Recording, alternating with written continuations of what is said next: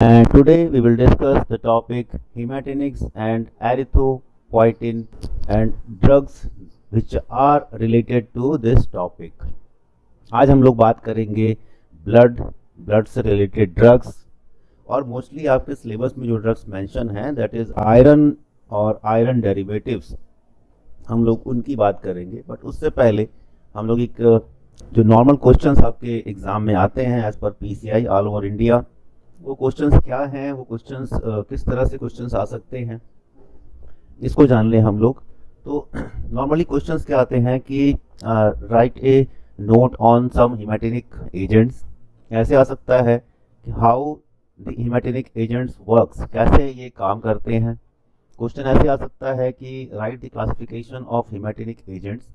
Question ऐसे भी आ सकता है कि आप कुछ ड्रग का नाम बताइए जो कि हिमेटेनिक है, या फिर जैसे ड्रग का स्पेसिफिकली नाम आ जाए, मान लीजिए फेरस सल्फेट का नाम आ जाता है या फिर फेरस फ्यूमरेट का नाम आता है। Someone is writing here, no.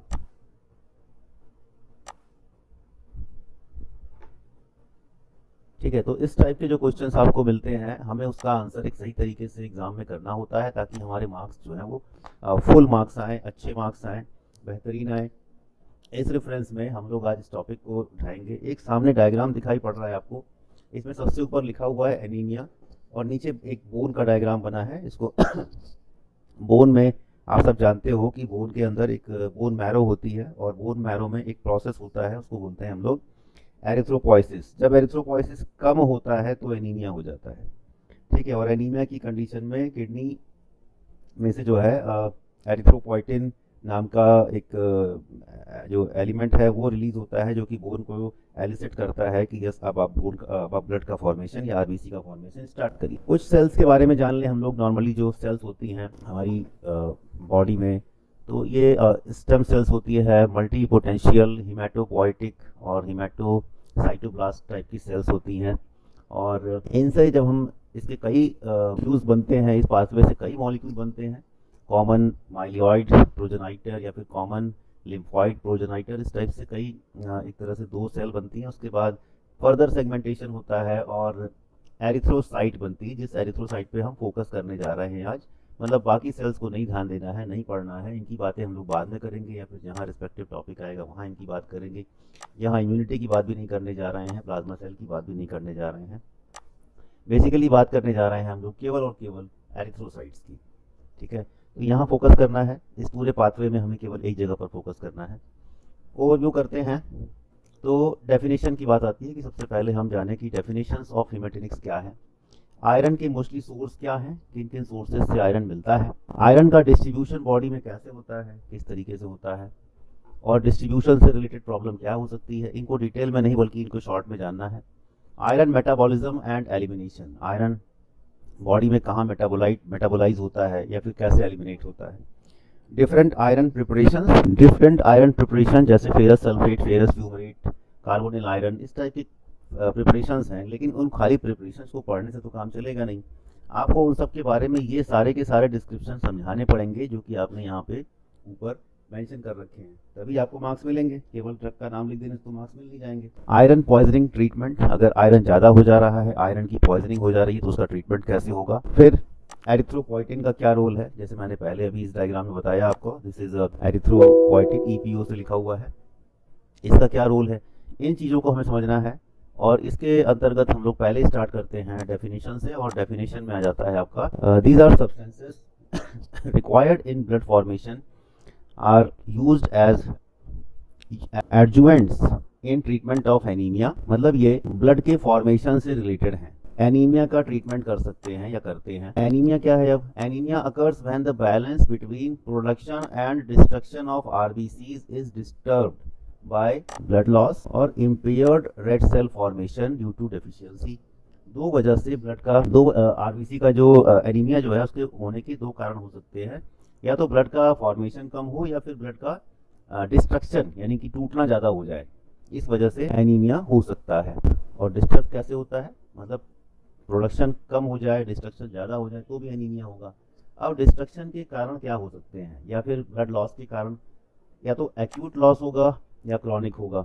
Acute loss वो ब्लड लॉस है जिसमें धीरे एकाएक ब्लड का हैमरेज हो जाना कहीं से, या तो एक्यूट कोई ऐसा डिजीज हो जिसमें कि ब्लड को कोई ऑर्गेनिज्म फेड करता हो, उस पर खाता हो, ब्लड खा खा के उसको ग्रो करता हो, कोई भी माइक्रो ऑर्गेनिज्म हो सकता है जो कि ब्लड डिपेंडेंट होता है। क्रॉनिक में क्या है कि कोई एक लंबी बीमारी है जिसकी वजह से ब्लड का फॉर्मेशन कम हो रहा है या ब्लड का डिस्ट्रक्शन ज़्यादा हो रहा है।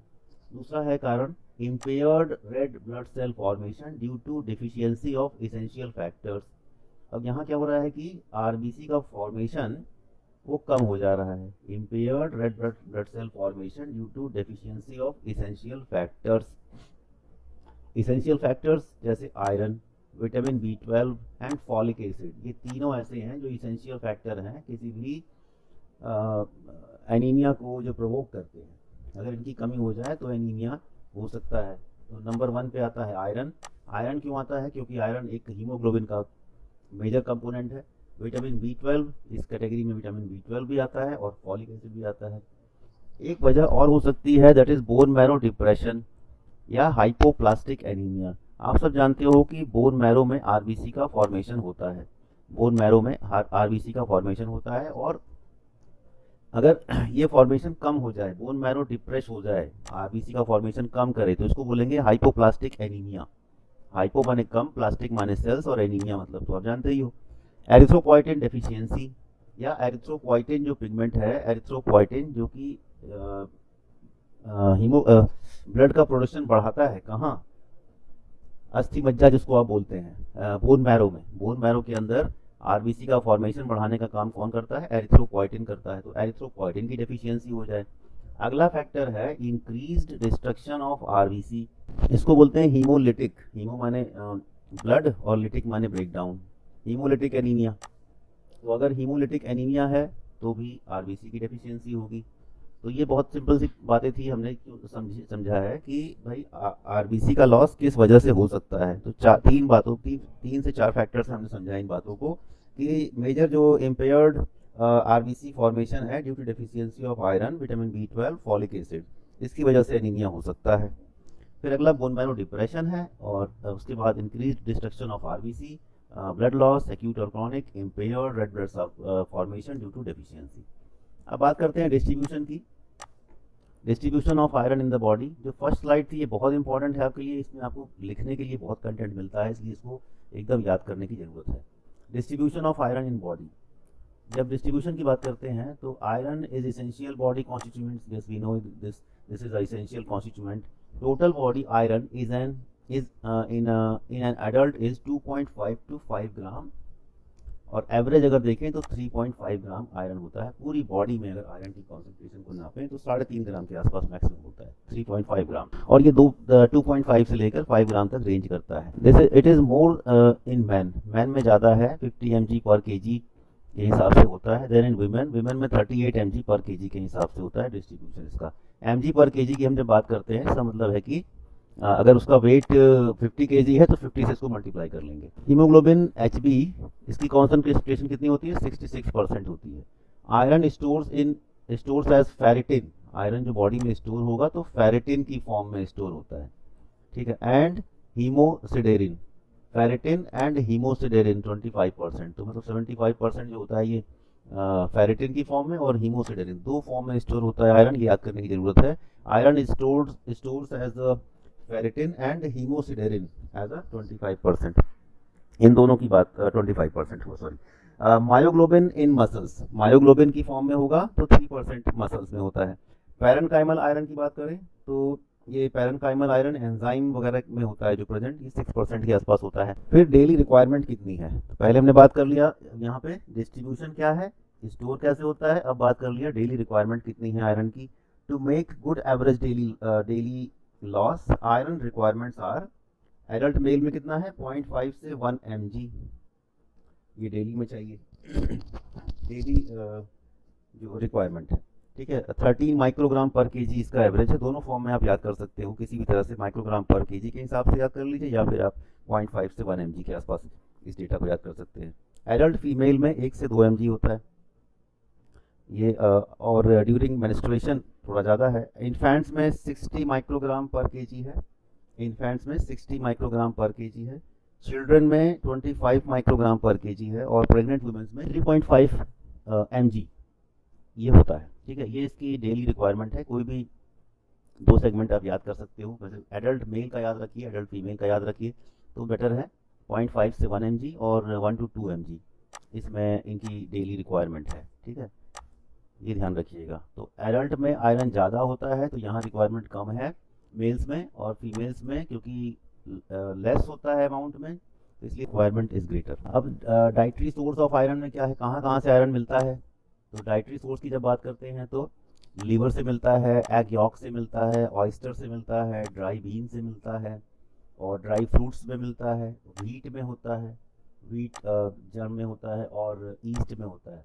इतनी जगह पे आपको आयरन मिलता है। ठीक है, तो लीवर में भी प्रेजेंट है, egg yolk, oyster, dry beans, dry fruits, wheat, germ और ईस्ट। तो आयरन के जो रिचेस्ट सोर्स हैं वो ये ऊपर वाले हैं। उसके बाद मीडियम सोर्सेज में आता है, मीट में आयरन मिलता है, चिकन, फिश, स्पिनच, बनाना, एप्पल। तो बनाना में भी आपको आयरन मिलता है, एप्पल में भी आयरन मिलता है। आयरन एप्पल का आयरन तो आप फील कर सकते हो, एप्पल को काट के रख दीजिए, कुछ देर बाद देखिए वो डार्क हो जाता है। पुअर सोर्स क्या है आयरन का? तो मिल्क एंड इट्स प्रोडक्ट्स, दूध और दूध के जो प्रोडक्ट्स होते हैं उसमें बहुत ही पुअर क्वांटिटी में है। रूट्स में रूट वेजिटेबल्स में भी मिलता है, जो ऐसी वेजिटेबल्स जो रूट में होती हैं, जैसे कि आलू हो गई, चुकरकंद हो गया, और जितने भी इस टाइप के जो अर्थ बिलो अर्थ होते हैं, जो उस टाइप की वेजिटेबल्स में मिलेगा आपको पुअर क्वांटिटी में। तो रिचेस्ट कौन सा है? Liver, egg yolk, oyster, dry beans, और मतलब बीन्स में भी आप जो वेजिटेरियन है वो बीन्स इजीली इनटेक कर सकते हैं। बाकी व्हीट जर्म में है, ईस्ट में है। बाकी जो नॉनवेज खाते हैं उनके लिए तो आयरन सोर्स मिल जाता है आसानी से। Then iron absorption. Iron absorption कैसे होता है? The average daily diet contains 10 to 20 mg of iron, 10 से 20 mg iron. Its absorption occurs as overall the intestine. कहाँ होता है एब्जॉर्प्शन आयरन का? इंटेस्टाइन में होता है। Dietary iron is present either as haem or as inorganic iron. तो जो डाइट से हम लेते हैं या तो वो हीम की फॉर्म में होगा या फिर इनऑर्गेनिक आयरन की फॉर्म में होगा। इनऑर्गेनिक होगा तो फेरस या फेरिक आयरन की फॉर्म में होगा। Absorption of haem iron is better. तो अगर हीम की फॉर्म में आ रहा है तो ये बेटर होगा 35% compare to inorganic iron which averages 5%। तो इनऑर्गेनिक आयरन का 5% एब्जॉर्प्शन होता है और हीम आयरन का 35% तक एब्जॉर्प्शन होता है, तो ये ज़्यादा बेटर है हीम आयरन। ठीक है, and occurs directly without the aid of carrier. कोई भी कैरियर की जरूरत यहाँ पर नहीं है। The major part of dietary iron is inorganic and in the ferric form. It needs to be reduced to the ferrous form before absorption. तो अगर फेरिक फॉर्म में जा रहा है तो एब्जॉर्प्शन से पहले फेरस फॉर्म में कन्वर्ट होगा और फेरस फॉर्म में उसकी एब्जॉर्ब होती है। Ferrous form is good for absorption. Iron absorption के लिए एक सिंपल सा चार्ट है।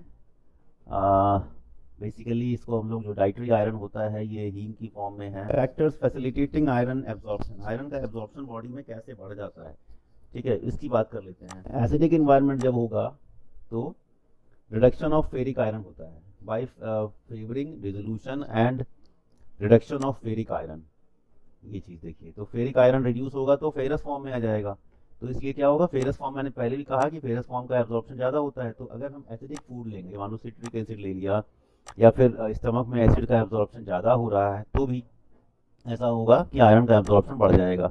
रिड्यूसिंग सब्सटेंसेस, कुछ सब्सटेंसेस ऐसे हैं जो रिड्यूसिंग हैं, जैसे कि ascorbic acid, amino acid containing थायो रेडिकल। कोई भी एस्कॉर्बिक एसिड ले लीजिए, एमिनो एसिड ले लीजिए, या फिर थायो रेडिकल वाले कंपाउंड्स हैं, या फिर अमीनो एसिड ही हैं जिसमें थायो रेडिकल प्रेजेंट है, एसएच ग्रुप प्रेजेंट है, तो उसकी प्रेजेंस में आयरन का एब्जॉर्प्शन बढ़ जाता है। These agents reduce ferric iron and form absorbable complexes. तो ये फेरिक आयरन को रिड्यूस करके या तो फेरस फॉर्म में कन्वर्ट कर देते हैं या फिर किसी कॉम्प्लेक्स में कन्वर्ट कर देते हैं, जिससे कि एब्जॉर्प्शन आयरन का बढ़ जाता है। अगला है मीट। मीट क्या करता है, जब इसको हम नॉनवेज कोई खाते हैं तो वो HCl के सिक्रीशन को बढ़ा देता है स्टमक में। HCl का जब सिक्रीशन बढ़ता है तो एसिडिक इन्वायरमेंट होता है और इसकी वजह से हमको सीधे सीधे हीम आयरन मिल जाता है। तो फैक्टर्स की बात कर रहे थे हम लोग, जो फैक्टर आयरन के एब्जॉर्प्शन को बढ़ाते हैं by favouring dissolution and reduction of ferric iron. फिर हम लोग बात कर रहे थे रिड्यूसिंग सब्सटेंसेस की, जिसमें एस्कॉर्बिक एसिड था, एमिनो एसिड था, containing SH radical. These agents reduce ferric iron and form absorbable complexes, ये एब्जॉर्बेबल कॉम्प्लेक्स फॉर्म कर देते हैं। ठीक है, मीट जो है इसकी वजह से भी एक्चुअल में हीम आयरन की जो कॉन्सेंट्रेशन है वो स्टमक में बढ़ जाती है और ज़्यादा एब्जॉर्प्शन होता है। फैक्टर्स इम्पीडिंग आयरन एब्जॉर्प्शन, कुछ सब्सटेंसेस ऐसे भी होते हैं जो आयरन के एब्जॉर्प्शन को कम कर देते हैं। इम्पीडिंग मतलब कम कर देना, ठीक है, तो आयरन के एब्जॉर्प्शन को कम कर देते हैं। ये अफेक्टिंग या फैसिलिटेटिंग का मतलब होता है कि ये बढ़ाते हैं, ये क्या करते हैं, ये बढ़ाते हैं फैसिलिटेटिंग, और ये घटाते हैं। तो घटाने वालों की बात कर लें, कौन कौन घटाता है। Alkali antacid render iron insoluble opposites it's reduction.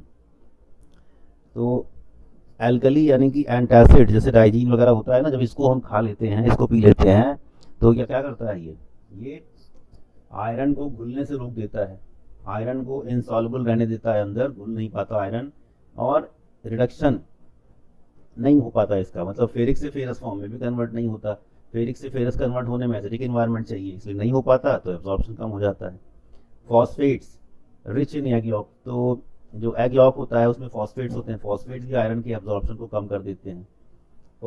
Phytates जो मेज में जो मक्का होता है या गेहूं में होता है, ये आयरन का एब्जॉर्प्शन कम करते हैं। टेट्रासाइक्लिन नाम की ड्रग जो है, इससे भी आयरन का एब्जॉर्प्शन कम होता है। Presence of other foods in the stomach, अगर स्टमक में कुछ और भी फूड पहले से प्रेजेंट है तो ये भी आयरन के एब्जॉर्प्शन को रोक देता है। In general bio availability of iron from serial based diet is low.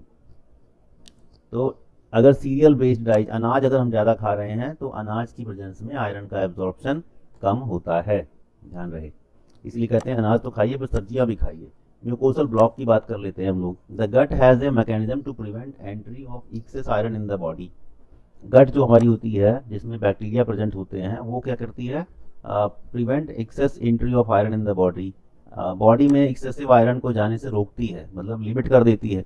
Iron reaching inside mucosal cell is either transported to plasma और oxidised to ferric form and complexed with apoferritin to form ferritin. Apoferritin और ferritin वाला जो molecules हैं ये बन जाते हैं, जो, और इसकी वजह से आयरन का एब्जॉर्प्शन कम हो जाता है, म्यूकोसल ब्लॉक हो जाता है। ठीक है, अब ये बात कर लेते हैं हम लोग आयरन मेटाबॉलिज्म की, कि आयरन का जो इंटेस्टाइनल एब्जॉर्प्शन है, इसको समझने का प्रयास करिएगा। सबसे पहले जो इंटेस्टाइन है, जहाँ जब हम लोग आयरन का इंटेक करते हैं, तो इंटेस्टाइन से एब्जॉर्ब होकर कहाँ जाती है, प्लाज्मा में जाती है। तो प्लाज्मा में ये ट्रांसफेरिन आयरन में कन्वर्ट होती है, और इसके थ्रू ये जो है लीवर में जाती है। लीवर से भी ट्रांसफेरिन आयरन आता है जब रिक्वायरमेंट होती है तो। ठीक है, अब इंटेस्टाइन से सीधे जो ये है ब्लड के थ्रू स्किन में और गट में या एंडोमेट्रियम में पहुंचती है, जहां से ये शेडिंग के थ्रू ब्लड लॉस करा देती है 1 to 2 mg पर डेली। ये स्किन, हमारी स्किन की जो लेयर्स है वो रिमूव होती रहती है, कभी कभी ऊपर की जो स्ट्रेटम होती है वो निकलती रहती है। तो ये बहुत माइन्यूट क्वांटिटी में ब्लड लॉस धीरे धीरे होता है, हमको पता नहीं चलता। ये बहुत ही कम है, इसकी काउंटिंग बहुत कम है, इसको बहुत ध्यान देने की ज़रूरत नहीं है। फिर क्या है कि प्लाज्मा फेरिटिन आयरन जो होता है, ये मैरो एरिथ्रॉइड प्रिकर्सर है। मैरो एरिथ्रॉइड मतलब बोन मैरो में जो एरिथ्रोसाइट का फॉर्मेशन होता है, उसका प्रिकर्सर होता है ये फेरिटिन। ठीक है, फिर ये सर्कुलेटिंग एरिथ्रोसाइट्स, जो ब्लड आरबीसी सर्कुलेशन में है, वो सीधे यहाँ से, मतलब कि बोन मैरो से फॉर्मेशन हुआ आरबीसी का, और ये सीधे ब्लड सर्कुलेशन में आ गए। इसके बाद होता है क्या, मोनोन्यूक्लियर फैगोसाइट स्टोर। फैगोसाइट का मतलब इन सेल का जो फूडिंग फेड हो जाती हैं। तो ये कौन करता है, आपको पता है, स्प्लीन में होता है। तो ये स्प्लीन में होने के बाद वापस फेरिटिन रिलीज हो जाता है, और ये फेरिटिन जो होता है ट्रांसफेरिटिन, ये वापस यहाँ आ जाता है, और लीवर में और बाकी ऑर्गन्स में, किडनी में, ये अपना इफेक्ट स्टार्ट कर देता है। तो एक आयरन मेटाबॉलिज्म है, एक साइकिल है, जिसमें आयरन को आप दिखा सकते हो अगर जरूरत समझोगे तो, कि इंटेस्टाइनल एब्जॉर्प्शन के बाद क्या हो सकता है। तो इन 3-4 चीज़ों को अगर आप याद रखो तो बेहतर होगा। यहाँ से लेकर ये लीवर और ये पोर्शन अगर याद रखो तो इससे आपका काम चल जाएगा। ट्रांसपोर्ट ऑफ आयरन, इसके बाद preparation and dose. Preparation and dose की बात करते हैं तो ओरल आयरन होते हैं basically. The preferred route of iron administration is oral. हम ओरल ही देना पसंद करते हैं। Dissociable ferrous salt are inexpensive. Dissociable ferrous salt जो है वो इनएक्सपेंसिव होते हैं, खर्चीले कम होते हैं, have high iron content and are better absorbed than ferric salt, are better absorbed than ferric salt, especially at higher doses. Higher doses में ऐसा होता है। उसके बाद हम gastric irritation and constipation are related to the total quantity of elemental iron administered. अगर हम किसी पेशेंट को ओरल रूट से आयरन दे रहे हैं तो उसको पेट में जलन हो सकती है या फिर कॉन्स्टिपेशन भी हो सकता है। अब ओरल आयरन के प्रिपरेशन जो आपके सिलेबस में लिखे हैं वो कौन कौन से हैं? फेरस सल्फेट है, ferrous gluconate, ferrous fumarate, colloidal ferric hydroxide और कार्बोनिल आयरन। ये इतने 3 और 2 5 कंपाउंड हैं जो आपके सिलेबस में है, और इनमें से 2-3 कंपाउंड या एक कंपाउंड तो आपको एग्जाम में मिलना ही है। कंपाउंड मिलना है तो इसके पीछे का बैकग्राउंड अगर आपको पता होगा कि एब्जॉर्प्शन कैसे होता है वो सभी के लिए कॉमन होगा, डिस्ट्रीब्यूशन कहाँ कहाँ होता है सभी के लिए कॉमन होगा, ठीक है। मेटाबॉलिज्म मतलब फेरस फॉर्म में एब्जॉर्ब होगा, ये लिखना मस्ट है आपको।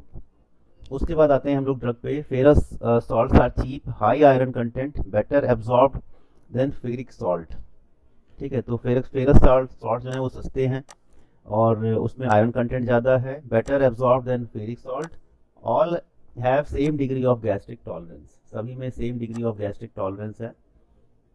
For full haematopoietic effect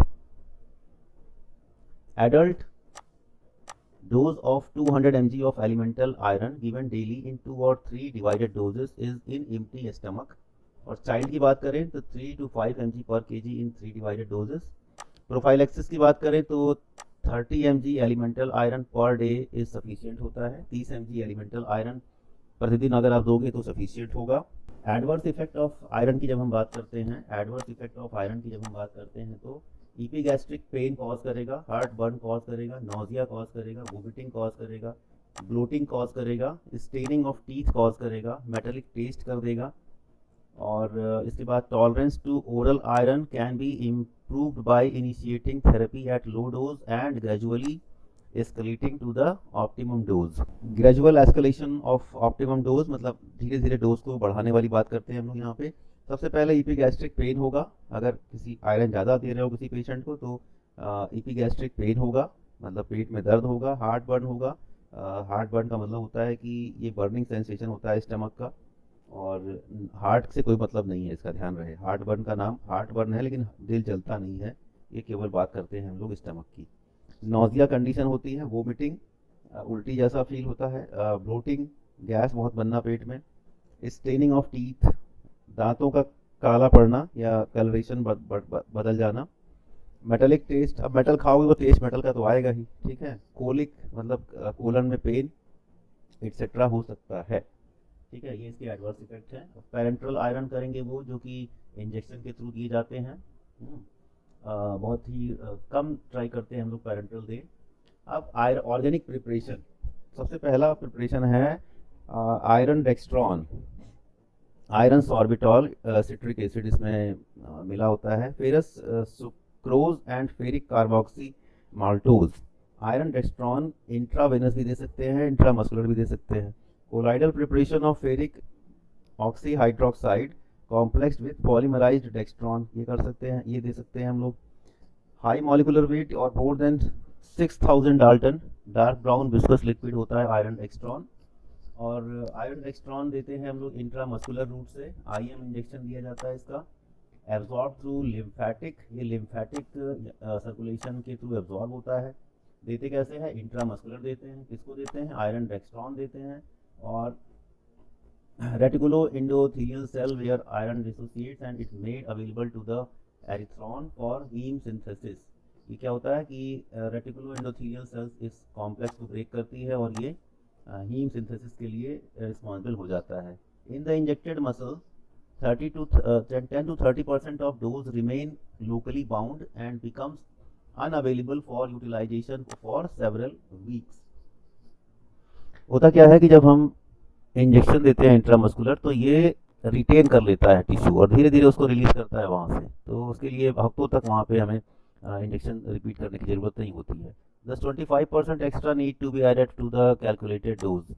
25% extra भी अगर दे दोगे तो 7 दिन तक में मेंटेन करके रखिएगा। Iron dextran is not excreted in urine और बाइल। आयरन डेक्स्ट्रॉन यूरिन या बाइल के थ्रू एक्सक्रीट नहीं होता है।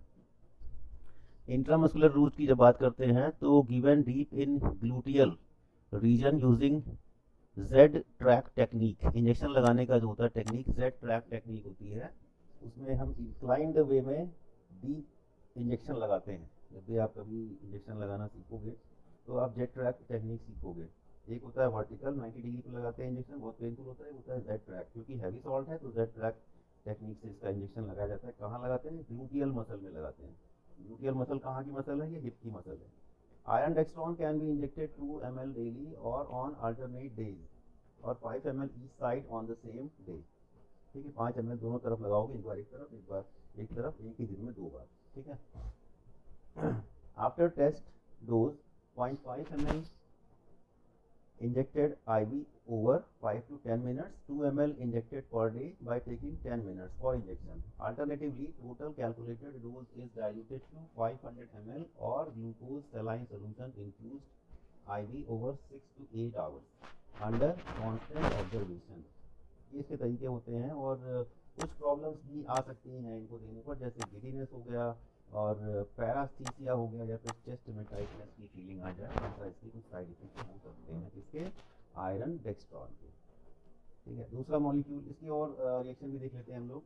पेन एट इंजेक्शन साइट, जाहिर सी बात है इंजेक्शन या मेटलिक जब चीज़ें जाती हैं तो पेन वहाँ पर ज़्यादा हो सकता है। पिगमेंटेशन, कलर भी शो कर सकता है। स्टेराइल एब्सेस फॉर्मेशन हो सकते हैं वहाँ पर। सिस्टमिक की बात करें तो फीवर, सिर में दर्द, जॉइंट में पेन, फ्लशिंग, पैल्पिटेशन, ऐसा लगता है हार्ट बीट बढ़ रही है, चेस्ट में पेन होना, डिसएपनिया, सांस का कम हो जाना, लिम्फ नोड बढ़ जाना, ये सारे इसके सिम्टम हो सकते हैं। Anaphylactoid reaction, vascular collapse and death भी हो सकती है अगर आप सही तरीके से डोजिंग नहीं करते। एक्सेस है इसकी बात कर रहे हैं हम। सिट्रेट कॉम्प्लेक्स कई तरह के हो सकते हैं, तो ये कॉम्प्लेक्स ये भी है। It is a low molecular weight complex which can be injected only intramuscular, ये केवल इंट्रामस्कुलर रूट से दिया जाएगा। Then from where absorption occurs directly into circulation and not through lymphatics, ये लिम्फेटिक के थ्रू एब्जॉर्ब नहीं होगा, ये केवल ब्लड सर्कुलेशन के थ्रू एब्जॉर्ब होता है। No local binding in muscle occurs, muscle में लोकल बाइंडिंग नहीं होती है इसकी।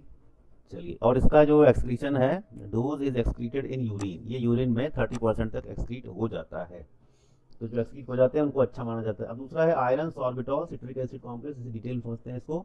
Binds to transferrin in plasma and may saturate it if present in large quantity. तो ये ट्रांसफेरिटिन जिसकी हमने बात की अभी, ट्रांसफेरिटिन नाम की जो प्रोटीन है उससे एक्ट करता है। फेरस सुक्रोज की बात कर लेते हैं हम लोग, शॉर्ट में समझ लेते हैं कि क्या है ये। Newer formulation is a high molecular weight complex of iron hydroxide, FeOH thrice बोलते हैं इसको, iron hydroxide with sucrose that on intravenous injection is taken by reticulo endothelial cells. ठीक है, इंजेक्शन देंगे तो रेटिकुलो एंडोथेलियल सेल्स के through इसका जो टेकन होगा, इनटेक होगा। It is safer than older formulations, ये थोड़ा अच्छा माना जाता है। फेरस सुक्रोज को सुक्रोज को थोड़ा एडवांस माना जाता है। The incidence of hyper sensitivity reaction is very low. Normally क्या होता है कि आयरन के कंपाउंड से हाइपर सेंसिटिविटी होती है, लेकिन फेरस सुक्रोज से हाइपर सेंसिटिविटी नहीं होती। Oral iron should not be given concurrently and till 5 days after last injection, तो इंजेक्शन की फॉर्म में देंगे और 5 दिन के अल्टरनेट पर इसको देना होता है। अब बात करते हैं फेरस सल्फेट की, जो कि इस बार एग्जाम में आपको मिलने वाला है। कंपाउंड बहुत इंपॉर्टेंट है और ये इस बार एग्जाम में रखा है, कह लीजिए ferrous sulphate. Ferrous sulphate heptahydrate के नाम से आता है, फार्मूला याद कर लीजिएगा, FeSO4.7H2O लिखते हैं। Ferrous sulphate heptahydrate, molecular weight होता है इसका 278। Ferrous sulphate contains not less than 98% of ferrous sulfate heptahydrate। ये इंडियन फार्माकोपिया में रिकमेंडेड है कि भाई 98% तक अगर प्योर होगा तभी चलेगा, इससे कम होगा तो नहीं चलेगा, और इससे ऊपर अगर होगा तो भी नहीं चलेगा। ठीक है, its hydrates occur in nature as minerals, ये मिनरल की फॉर्म में होता है फेरस सल्फेट। और इसके कौन कौन से कंपाउंड्स हैं? मेलेंट्राइट, साइड्रोटिल और मोनलिकाइट, इस नाम से इसके जो ओर्स हैं वो मिलते हैं आपके। और एक है आपका टॉरिस्काइट से मिलता है। प्रिपरेशन, ये भी एग्जाम में आ सकता है कि write the preparation of ferrous sulphate. तो क्या करते हैं, फेरस मतलब आयरन का जो कंपाउंड है फेरस, इसकी सल्फ्यूरिक एसिड से रिएक्शन कराते हैं तो वन स्टेप रिएक्शन में फेरस सल्फेट और H2 गैस रिलीज हो जाती है। Commercially ferrous sulphate is obtained by exposing moist iron pyrite, moist iron pyrites. Iron pyrite iron का ओर है, और ओर मतलब अयस्क है जिससे निकाला जाता है, और आयरन पायराइट को पानी के साथ ट्रीट करते हैं, आयरन पायराइट को पानी के साथ ट्रीट करते हैं और उसमें ऑक्सीजन जब पास करते हैं तो फेरस सल्फेट और सल्फ्यूरिक एसिड का फॉर्मेशन हो जाता है। अब यहाँ ध्यान देने वाली बात है कि फेरस सल्फेट और सल्फ्यूरिक एसिड दोनों बन रहे हैं, तो इसका मतलब है कि फेरस सल्फेट में सल्फ्यूरिक एसिड की इम्प्यूरिटी प्रेजेंट होगी। फिजिकल करेक्टर क्या है? ब्लूइश ग्रीन क्रिस्टल है, बहुत ही खूबसूरत से क्रिस्टल होते हैं इसके, ब्लूइश ग्रीन कलर के बहुत प्यारे प्यारे क्रिस्टल्स निकलते हैं, और ये होते हैं फेरस सल्फेट के। ई फ्लोरेसेंट होता है, बहुत चमकदार दिखाई पड़ता है। Tetrahydrate at 56.6% and monohydrate at 65 degree. It is completely soluble in water, पानी में पूरी तरह से घुल जाता है। In 1 in 5 practically insoluble in alcohol, alcohol में इनसॉल्युबल है। अब केमिकल रिएक्शन की जब बात करते हैं इसकी, तो क्या है chemical reaction? Light green crystals of ferrous sulphate lose water and turn brown when exposed to air, oxidation and ferric sulphate is formed. ठीक है, इसके सोल्यूशन की जब बात करते हैं तो 1 in 20 gives the reaction of ferrous salt end of sulphate. ठीक है, सोल्यूशन जो होता है 1 in 20 में इसको रिजॉल्व करते हैं। अगर 1 ग्राम फेरस सल्फेट है तो 20 ग्राम वाटर होना चाहिए। इनकम्पैटिबिलिटी क्या है? अल्कली के साथ इनकम्पैटिबल है, कार्बोनेट के साथ, गोल्ड एसिड के साथ, सिल्वर सॉल्ट के साथ और लेड एसीटेट के साथ ये इनकम्पैटिबल है, मतलब प्रॉब्लम क्रिएट करता है। पोटेशियम आयोडाइड, पोटेशियम सल्फेट और सोडियम इनके साथ। फिर लास्ट कंपाउंड है दैट इज कार्बोनिल आयरन। कुछ कंपाउंड जो इंपॉर्टेंट है उन्हीं को मैं डिस्कस कर रहा हूँ अभी, तो उसमें से यही है एक कार्बोनिल आयरन। बहुत सिंपल सा स्ट्रक्चर है, आयरन के साथ CO in triple bond condition यहाँ पे लगा हुआ है। कार्बोनिल आयरन, आयरन पेंटा कार्बोनिल के नाम से भी होता है, कार्बोनिल आयरन बोलिए चाहे iron pentacarbonyl, also known as iron carbonyl, is the compound with FeCO penta. Standard conditions, FeCO penta is a free flowing straw colored liquid with a pungent odor.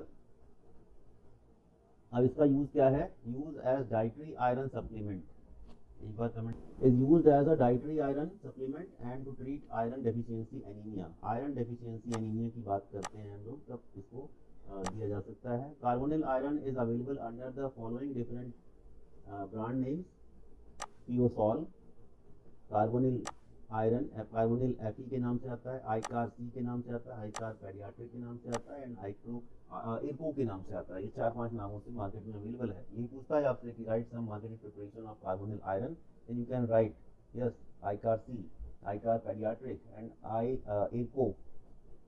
Adult and paediatric dose forms and strength में tablet की form में आएगा 45 mg, 66 mg और 15 mg। इस तरह से paediatric dose बच्चों को दी जाती है वो डोज होती है।